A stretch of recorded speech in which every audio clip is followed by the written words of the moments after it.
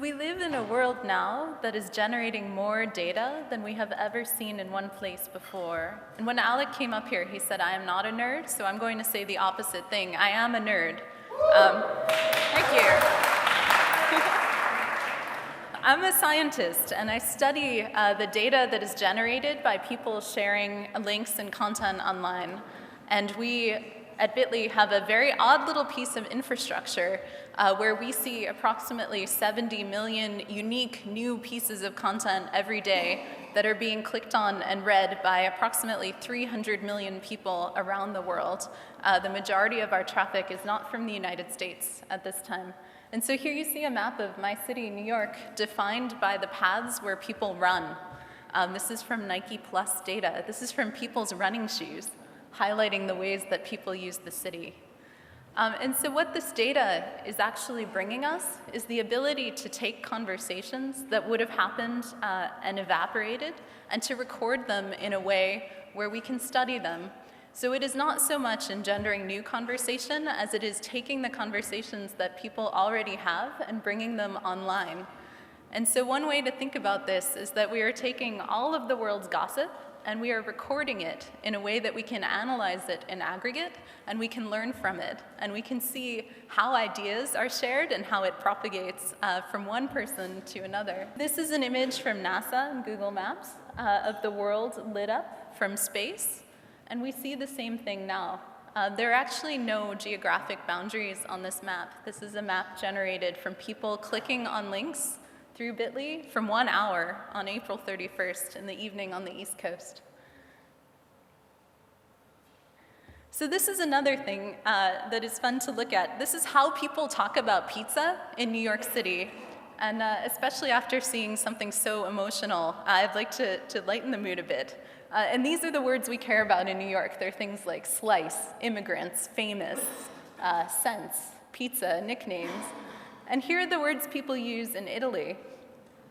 You can see they're concerned with very different things. Largely, there's seafood involved, which is something New Yorkers would never consider.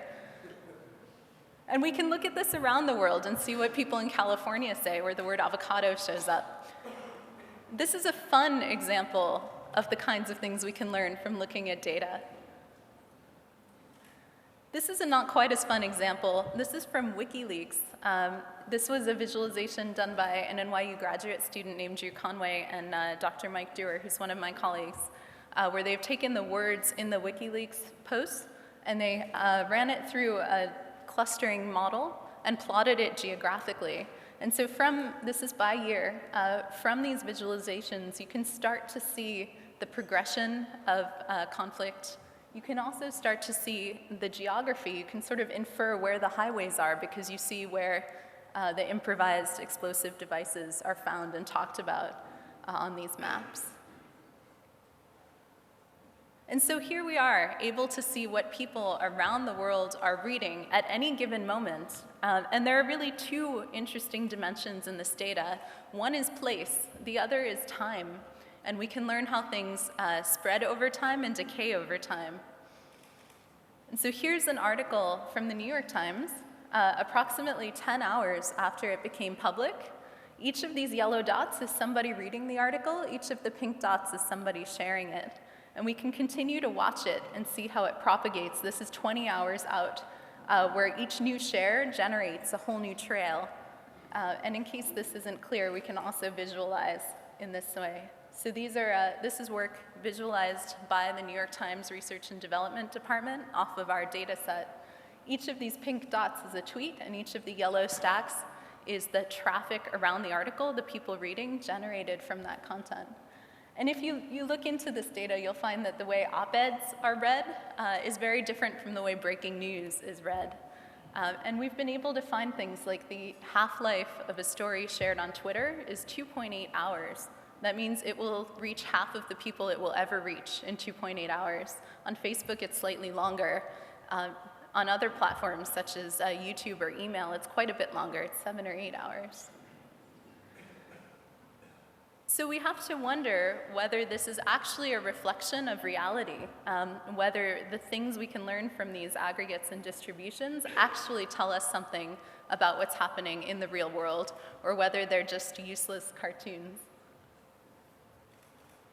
So this is a graph, it's pretty raw, but that I generated of traffic from October 2010 into the summer from countries where there have been civil conflict during this time. In the middle is Egypt, at the bottom Libya, and here let's zoom in on Tunisia. And we can see that into the middle of January, the use of social networks did in fact increase quite a bit. And then it dropped off to previous normal levels. This is just raw traffic. This is not around any particular content. These are people in Tunisia reading things through our service, which is a proxy for the social web. And we can also look at what they were reading. And you can see that it is, in general, a mix of the top news sites. This was the top link in Tunisia in January. It is personal content. A lot of it was not even available to me when I was looking at it. It was locked behind privacy walls. And a lot of it was fairly grim, and some of it was really funny. This was an image called wikileaks.png. And we can also take this another step beyond and see the people who are sharing this content and driving that traffic. And these are all people who are in public sharing these links and have continued to do so. And these are the images they chose to represent themselves. I don't know if it's really them. So there are a few places we can go next. This is a candle burning down over 15 hours, and I love this image because it demonstrates that what you might think intuitively will happen is not what happens, but it's very easy to understand this mathematically. You can build a beautiful function to predict where this will go. And so now that we have this data, and we've been studying it for some years, we're able to predict when we see similar disruptions occurring again, and not just on the geographic axis, but on time, on social connection. We can see it within topics. So when foodies get very upset, we can see the same perturbations we see when there is essentially a war. And so the next question is then, what do we do with it? Fortunately, this power is not only in the hands of government and large corporations, not anymore. Now it's in the hands of nerds, of people like me, of innovators, of people who take risks and build creative things on top of that data. And so I really do believe we have an opportunity to use it to make the world a much more interesting and better place. Thank you.